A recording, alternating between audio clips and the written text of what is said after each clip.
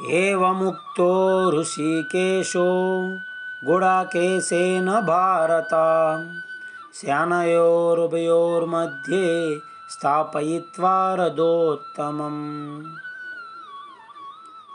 అర్జునుడు రధికుడు, కృష్ణుడు సారథి అంటే డ్రైవర్.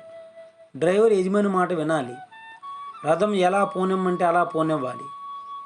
ఇప్పుడు ఎందుకయ్యా చూడ్డం, అంతా తెలిసిన వాళ్ళే కదా అని అనలేదు శ్రీకృష్ణుడు.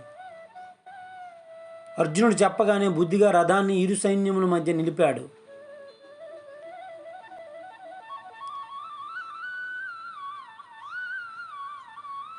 గుడాకేశ అంటే నిద్రను జయించినవాడు అనగా తమస్సును జయించినవాడు అని అర్థం.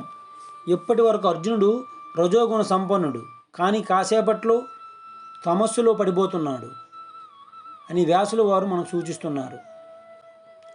ఇక్కడ అర్జునుడు నరుడు, కృష్ణుడు నారాయణుడు. అర్జునుడిలో కూడా పరమాత్మ ఆత్మస్వరూపుడుగా ఉన్నాడు, కానీ ఆ విషయం ఆయనకు తెలియదు.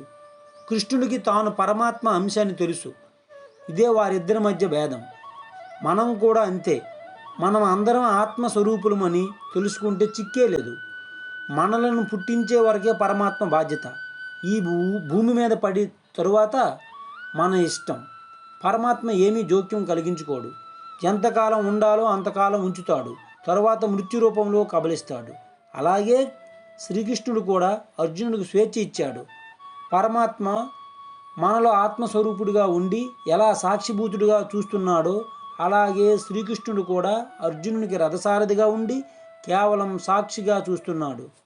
యుద్ధం చేయడం చేయకపోవడం అది అర్జునుడి ఇష్టం. అవసరం వచ్చినప్పుడు కర్తవ్య బోధ చేయడం ఆయన కర్తవ్యం.